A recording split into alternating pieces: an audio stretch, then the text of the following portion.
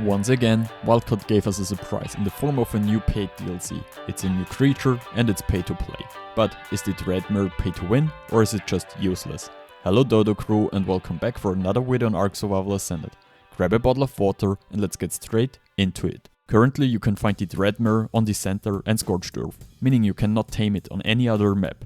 It usually hangs around the obelisks and can be spotted pretty easy, but you can only see them during nighttime. Overall, right now they're not rare and you will find them pretty easy. Their taming is not that hard and overall it is pretty useful. For people who do not want to search for a DREADMARE, I put the spawn comment into the video description. Just fill in the level you want and you're good to go. If you look at the numbers, the DREADMARE is not that strong, yet it is pretty fast and has some great abilities. They have an enormous stamina pool and if you're not prepared, DREADMAREs can be quite dangerous. DREADMAREs do not have high melee damage, but they use some strong abilities and can even use some heals. DREADMAREs start with base stats of 1250 health, 600 stamina and 560 weight.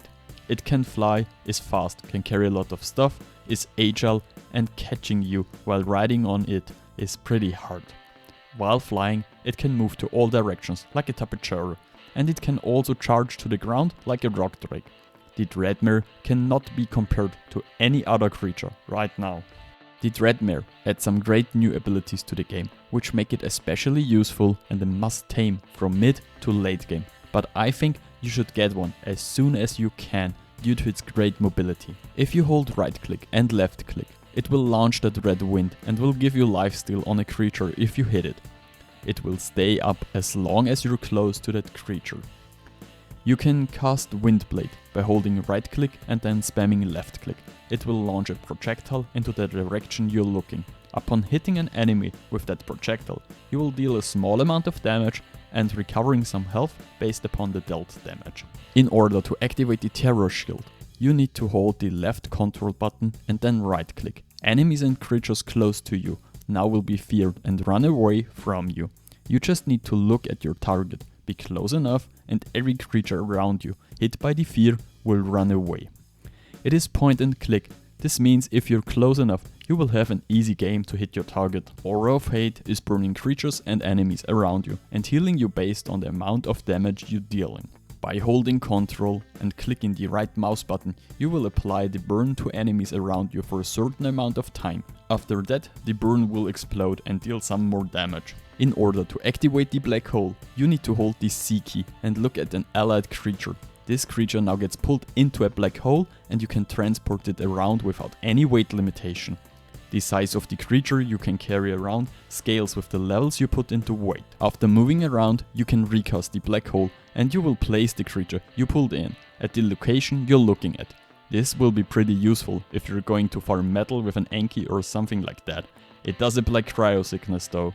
Taming DREADMAREs needs some preparation, but overall it's not that hard. You need to prepare some gear, dinos, and you also need trophies that are usually used in summoning the bosses of the map you currently play on. For Scorched Earth, this would be talents, and for the center, this could be all the trophies you find around the map. After preparing everything, first you need to find one DREADMARE.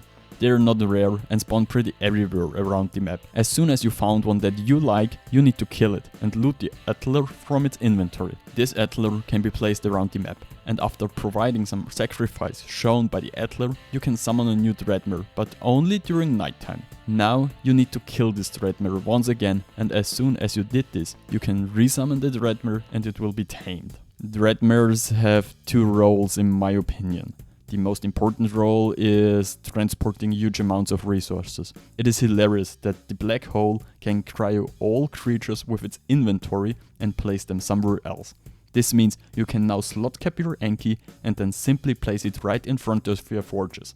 As long as we do not get griffins, the DREADMARE is probably the fastest flyer you can find right now. It is just hilarious how fast and agile this thing is, while being able to shoot while mid-air. Most players will now switch to this beast, even if it cannot grab other players. What I think about the DREADMARE, I like the design of the DREADMARE, but I honestly don't see how this creature fits into the current world of ARK. Yes, it does look cool and stuff, but is it really fitting into the setting of some dino game? I also think it is too strong. I was laughing tears after 10 minutes of using it because of its brokenness.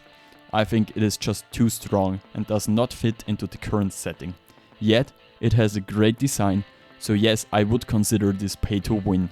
I hope you liked this video, and I'm thrilled to read if this video has helped you. Hit the like button, leave a comment below for the algorithm, and consider subbing to the channel.